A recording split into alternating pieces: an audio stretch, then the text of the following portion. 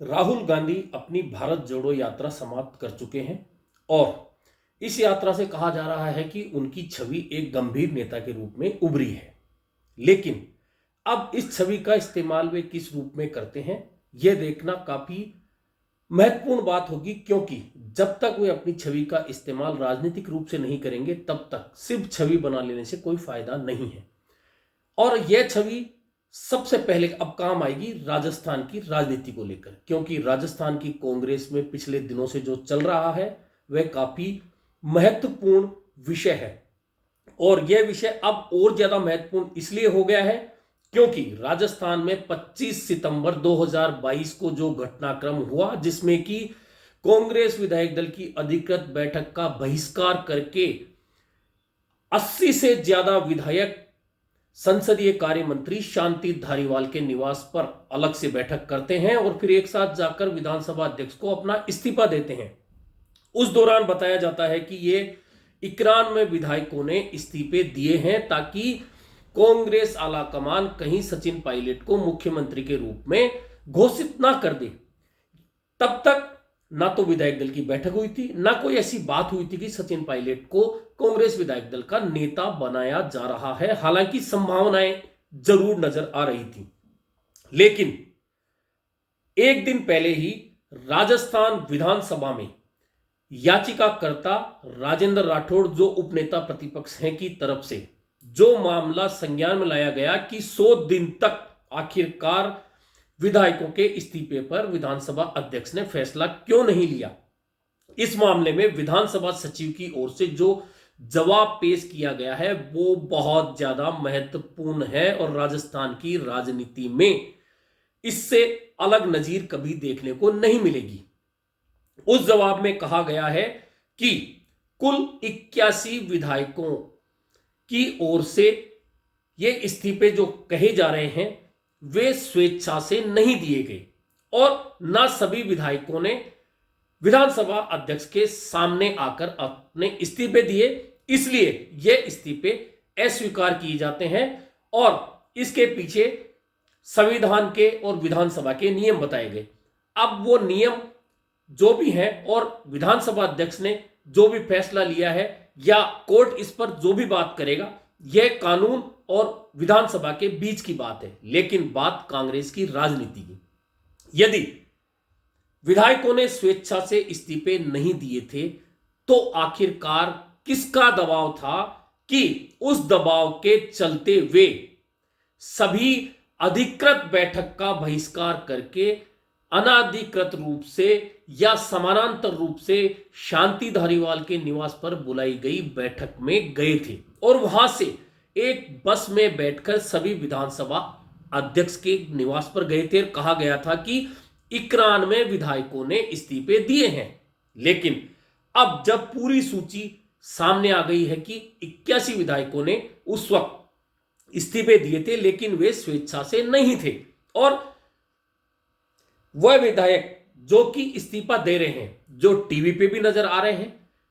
Photo में भी नजर आ रहे हैं, उन्होंने तो अपने इस्तीफे हाथ में पकड़ाए थे। ठीक है, विधानसभा अध्यक्ष का फैसला है कि वे स्वीकार करें अस्वीकार करें, यह उनके नियम कायदे की बात है। लेकिन बात यहां हो रही है कांग्रेस की आंतरिक राजनीति की, यानी कि विधायकों ने जब स्वेच्छा से इस्तीफे नहीं दिए तो सवाल नंबर 1 कि आखिरकार किसका दबाव था जिसके दबाव में कहा गया कि हम इस्तीफा दे रहे हैं। आखिरकार किसका दबाव था कि अधिकृत बैठक में नहीं आकर समानांतर बैठक में विधायक गए। आखिर किसका दबाव था कि 100 दिन के बाद में वे इस्तीफे वापस ले लिए गए, या यूं कहें कि विधानसभा अध्यक्ष की ओर से अस्वीकार कर दिए गए। इस पूरे खेल में कोई ना कोई व्यक्ति या कोई ना कोई नेता ऐसा जरूर है जो विधायकों पर दबाव बना रहा था। अब यह बात कांग्रेस आलाकमान को देखनी है कि वह दबाव बनाने वाला व्यक्ति या नेता कौन था। यानी कि उस दिन जो कहा गया कि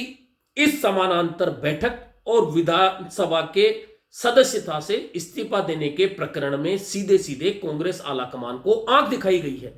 यह आंख दिखाने वाले प्रकरण में कांग्रेस आलाकमान ने उस समय 3 नेताओं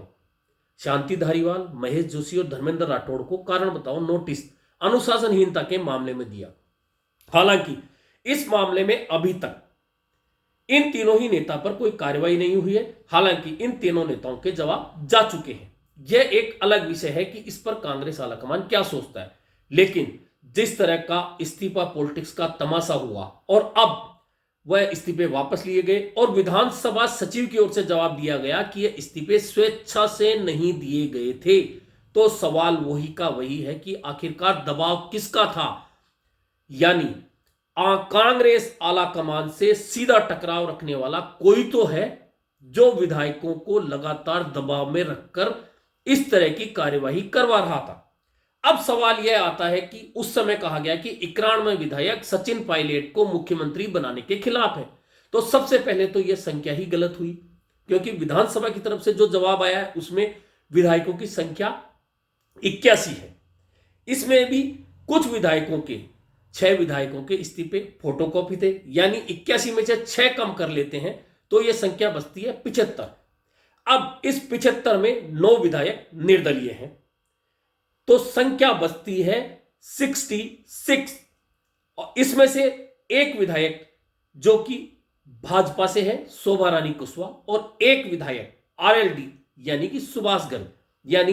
कांग्रेस के विधायकों की संख्या बचती है 64। और वे भी सब ये कह रहे हैं कि उन्होंने स्वेच्छा से इस्तीफे नहीं दिए, यानी कि कोई भी विधायक दल की बैठक या विधायक दल का नेता बदलने को लेकर अपना विरोध दर्ज ही नहीं कराना चाहता था, लेकिन उन्हें दबाव में लेकर ऐसा करने पर मजबूर किया गया। अब कांग्रेस आलाकमान के सामने सारी पिक्चर क्लियर हो चुकी है,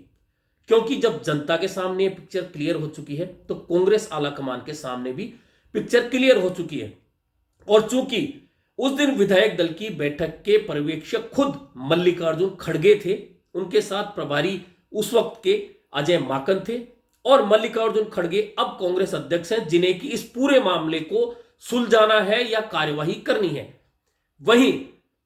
यह कार्यवाही कैसे होती है, या इसे भी सिर्फ यह कहकर मना कर दिया जाता है, या जिस तरह से राहुल गांधी ने एक सवाल के जवाब में कहा था कि कांग्रेस पार्टी में छोटा मोटा होता रहता है। यदि इस प्रकरण को छोटा मोटा मानते हुए कांग्रेस पार्टी ऐसे ही छोड़ देती है, तो फिर राहुल गांधी की 5.5 महीने की भारत जोड़ो यात्रा, उनकी बदली हुई गंभीर नेता की छवि और कांग्रेस आलाकमान पर उठने वाली उंगलियां कि कांग्रेस आलाकमान बेहद कमजोर है, और उठेंगी और सवाल होंगे और आरोप लगेंगे और प्रत्यारोप होंगे। ऐसे में कांग्रेस को अगले